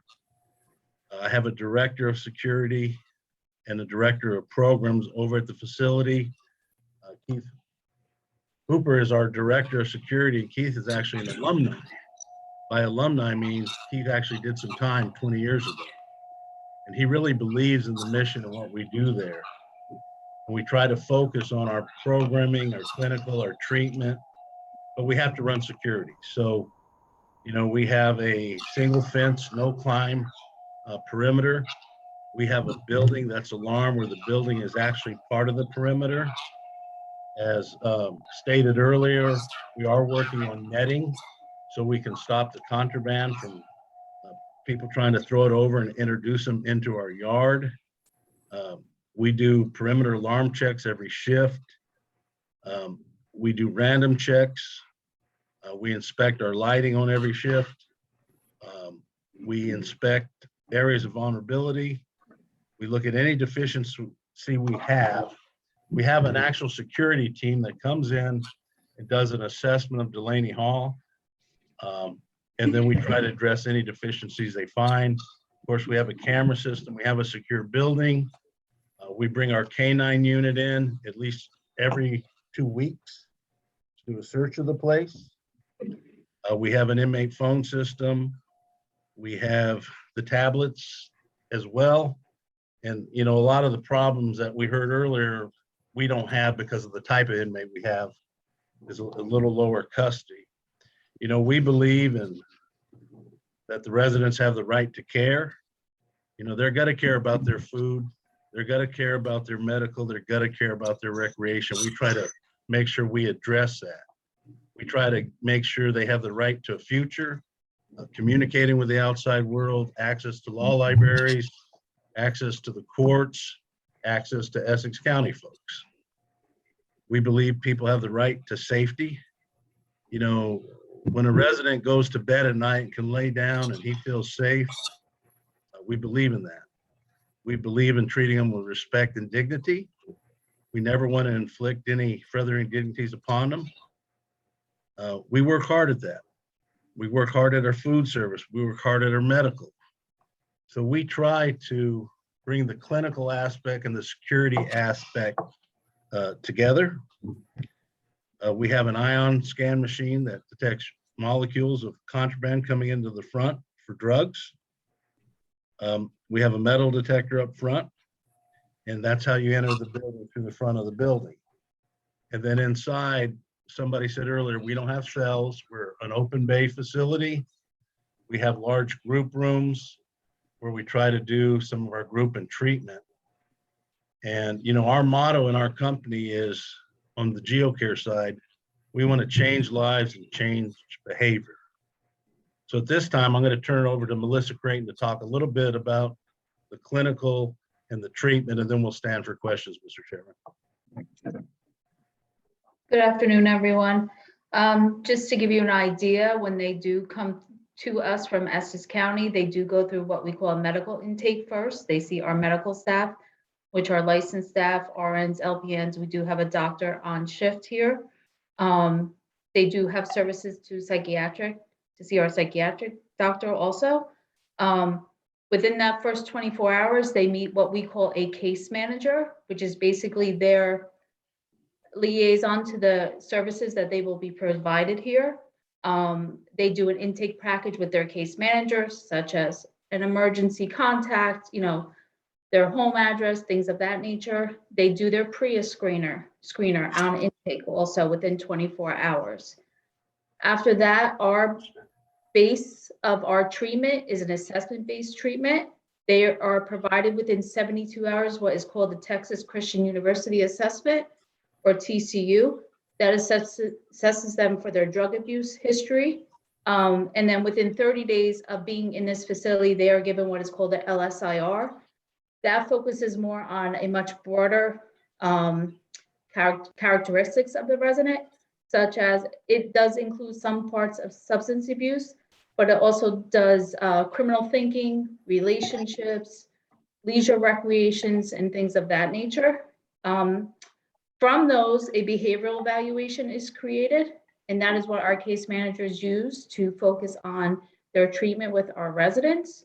They are seen at least weekly by their case manager for a session. And then they are provided certain groups. I think Mr. Cirillo had mentioned them, such as job skills, anger management, healthy relationships, domestic violence groups, recovery management, health and wellness, and things of that nature. Unfortunately, due to COVID, we were somewhat shortened by what we could provide because we could only have a certain percentage in our areas, but hopefully in the future that will change once we get clarity from the Board of Health. Mr. Chairman, we'll stand for questions. Yes. Anyone with questions? First, let's go with my colleagues first. Any of my colleagues have questions? Mr. Chairman, Yes. I just like, what's the average length of stay for the folks over at Delaney? I can take that, Joe. Usually they're with us, and it varies because of COVID, to be honest with you, but the length of stay is usually about 48 days previous to COVID.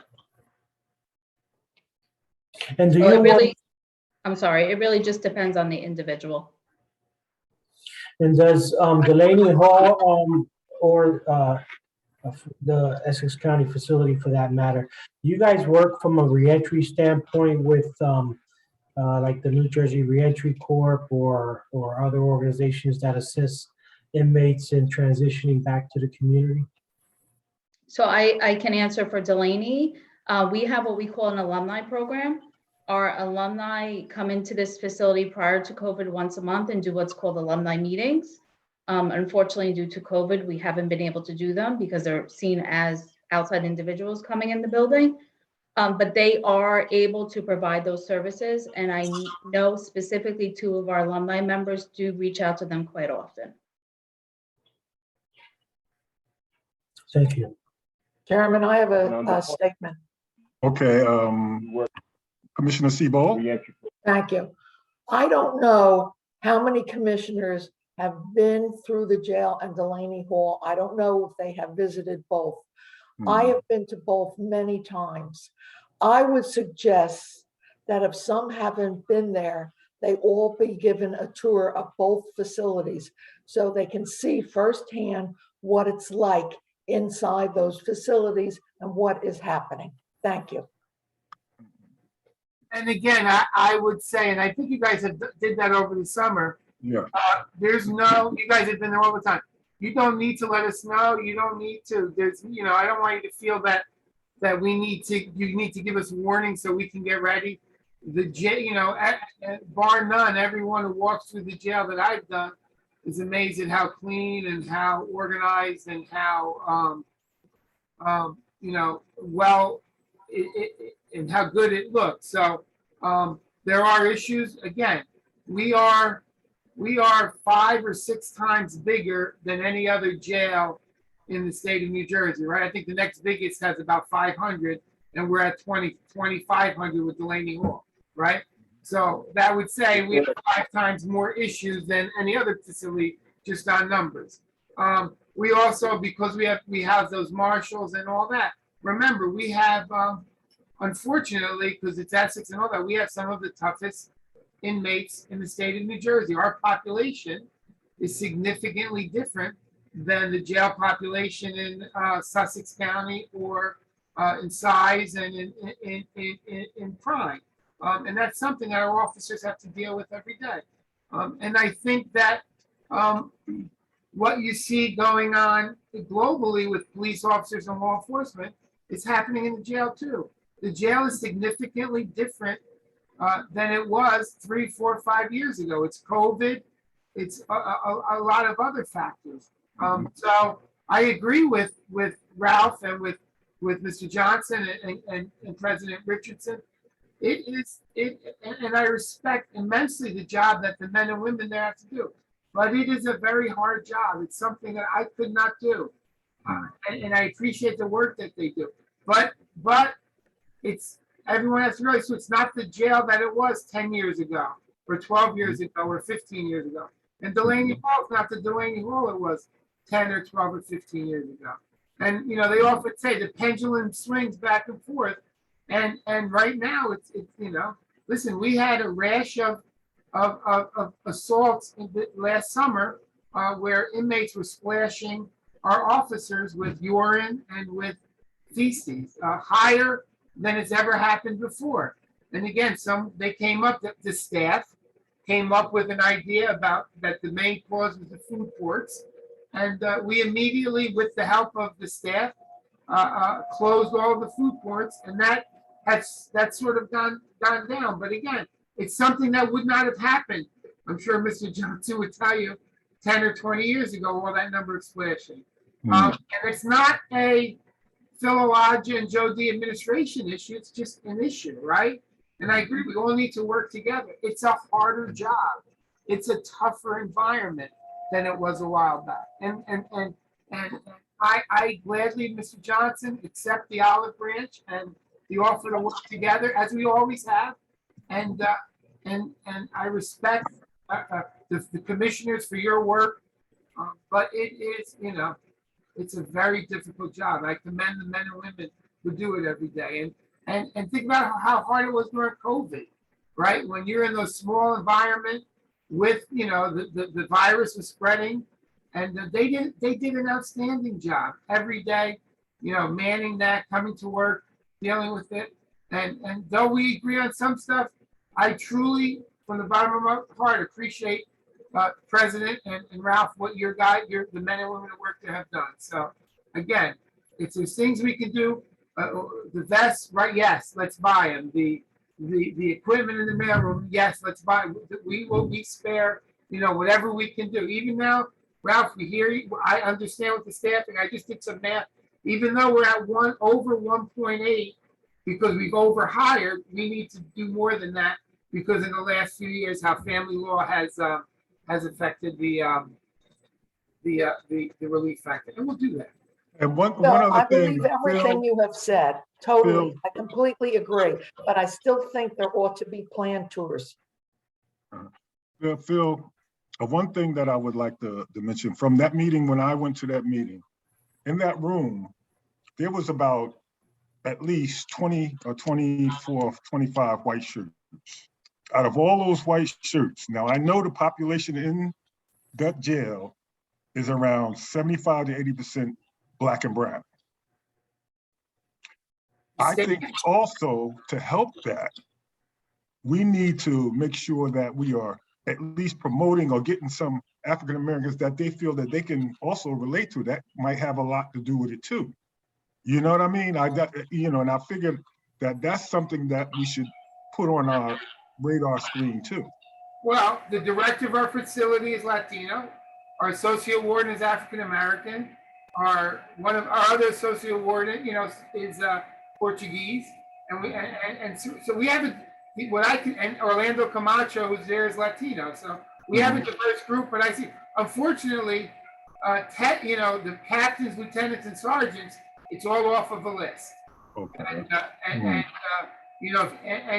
you have to meet a certain criteria. If you have an open discipline, you can't get promoted. If you have someone that's 6 months, you can't. Once they clear all that, we've promoted them. But I agree with you 100%, Rufus. Okay. Well, let's get back to Delaney with Joe and them, because I know there's some questions for Delaney Hall. What questions for Delaney Hall? Is there anyone? Yes, Mr. Williams, Ms. McCracken, question. You mentioned the right to safety for these, they'll call them residents once they go over to you, not inmates once they go there. And you mentioned you have 1,000 bed open bay, but we're contracted for 500. If my math doesn't serve me right, and you have 3 officers or security teams that are not officers, you're telling me each person is looking at supervising 166 0.7 people each in an open area that doesn't have security. So my question to you is, and as Mr. Elijah mentioned, we can't avoid problems. So in emergency responses, who responds to that? Thank you for that question. If we had a very serious emergency response, we would contact Essex County, and they've been very helpful in coming over and responding to our institution. You know, our supervisor would be on scene, they try to de-escalate it, but we don't have handcuffs and vests and gas and all the security devices that a jail has. We have the security accoutrements consistent with what a treatment programming type facility would have. So we try not to run it like a jail. We try to run it as a treatment facility, and we have had problems that we've been able to manage and de-escalate. And we have had problems where we've had to ask the jail to come over and remove people, and they have. So we have a great relationship. We haven't had any trouble with responses. I think we run a safe and secure facility. Hey, Director, I'm sorry to jump in, but that number stood out at me. I thought when we had the contract, they have more than 3 people working there at a time. Yeah. Yes. If Go I ahead. could, I'm sorry, if I could just clarify for you all, what Joe is referring to is what is called Unit 5, which is primarily where your inmates or residents are housed right now. There is 3, what is called the minimum of 3 monitor ones, which is semi conducive to your correctional officers. You can think of them as the same, almost the same type of individual. And then we have a shift commander and a shift supervisor also on the unit. That's just that one unit. We also have people in other units as well. Yes, right. So you have Unit 2 also, Mr. Elijah, and that is our quarantine and isolation unit. There's officers there as well. Correct. You are correct. Employees, not officers. You are correct. I remember that there was like 11 or 12 per shift minimum on what we put in the contract, right? Right, so. You are. Commissioners. You are absolutely correct. And we also have a female unit for you all too, which is Unit 1. Okay, we have Commissioner Cooper. I was asking for clarity since I started hearing additional numbers. That was one of my concerns when I listened to their presentation as well, was the security component, how many people. So Phil, did you just say the total number is 11 to 12 per shift? Delaney, better, but I know that we were very specific and it was significantly more than 3 people working at a time. Yes. You know the number? So can the director or the other person respond? Do you know the number? So just to give you an idea, Unit 5 can hold up to 364. At all times, we have 3 monitor ones, a shift supervisor and a shift commander for that unit. Unit 1 holds 74, I believe, but don't hold me to that number. It's either 74 or 76. We also have a monitor 1 on that unit. Currently, we only have 10 females, so it's a very small population. And then a shift supervisor who rotates between Unit 1 and our isolation unit. And the shift commander rotates throughout the entire building. And commissioners, that sheet in the contract that details the minimum staffing levels? Director Ortiz? I'm sorry, Phil, say that question one more time. There was in the contract that we sent to the field, there's specific language about minimum staffing levels. Can you, I don't know if that's public, so can you share that with the commissioners at least on the minimum staffing levels that was in the contract? Yes.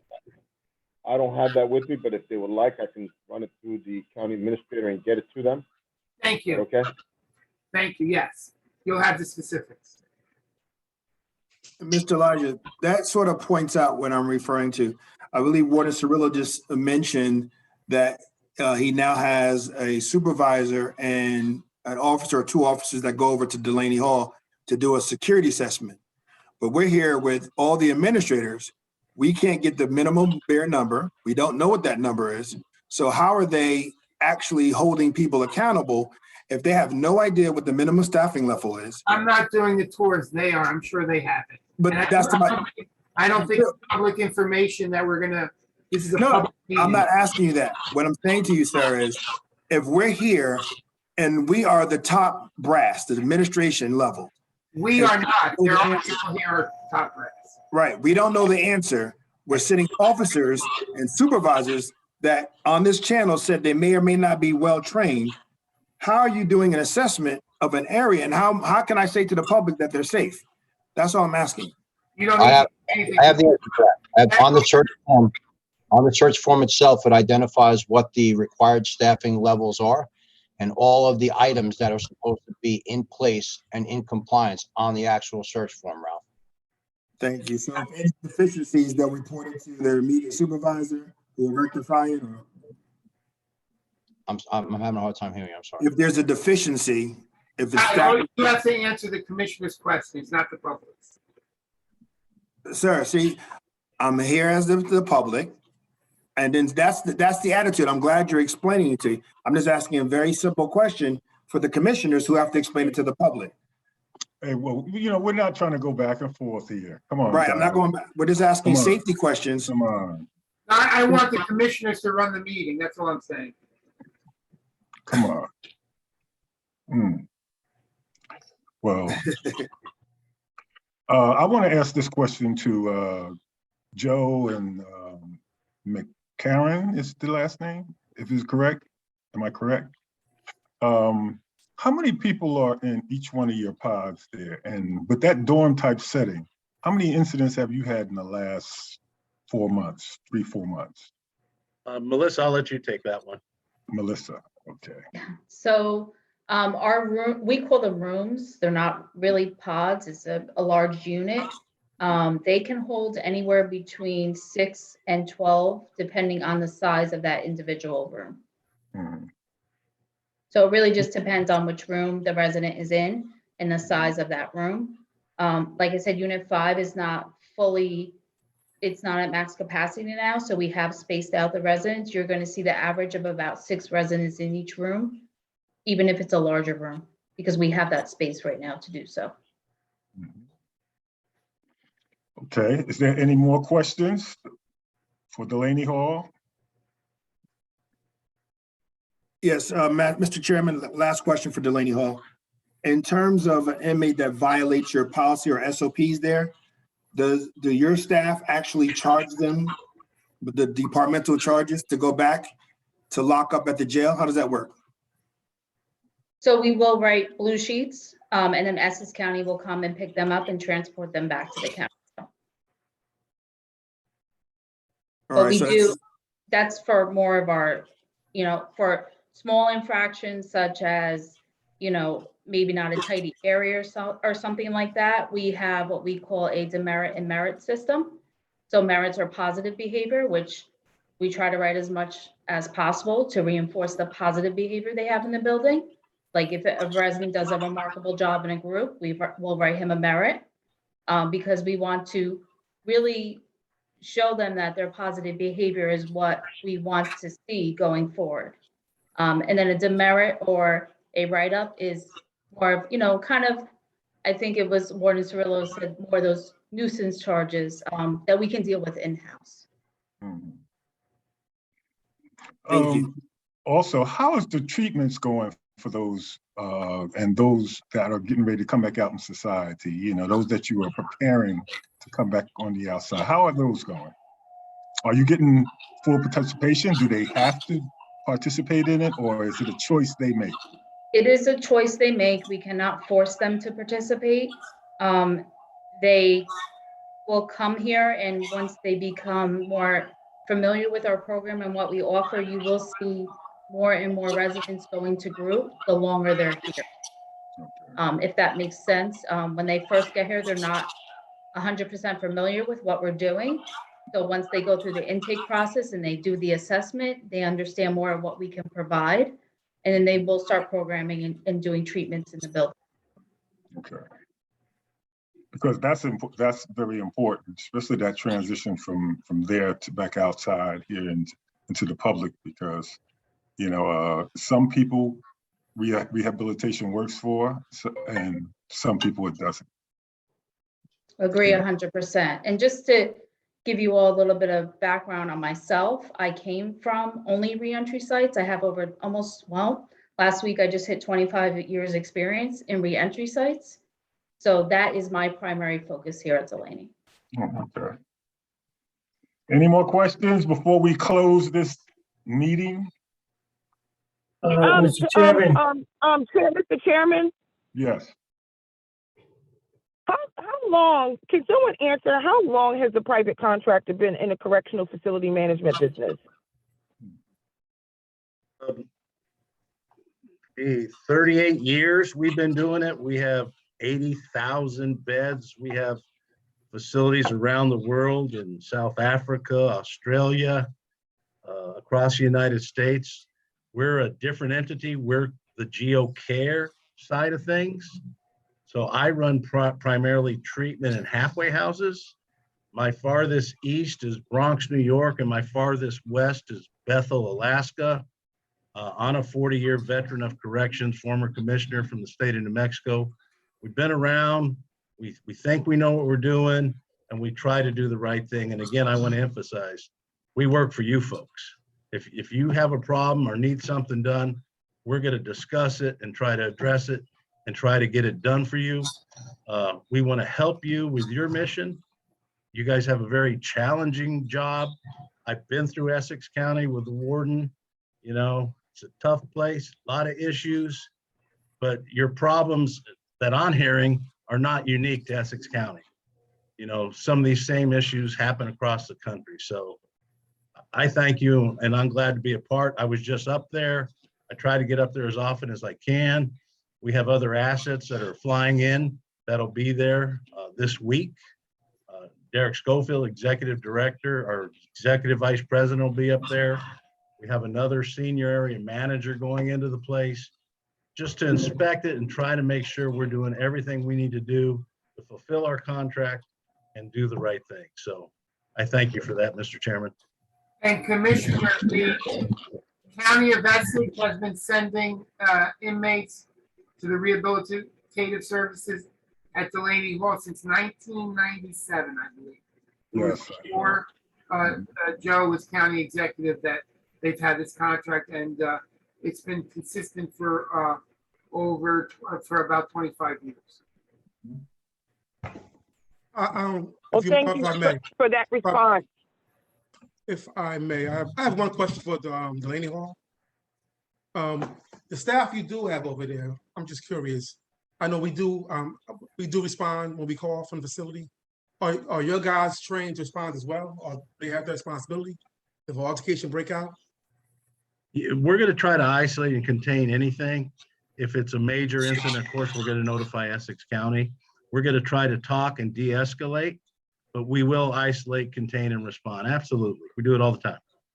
Okay. And before we close out, I just want to say,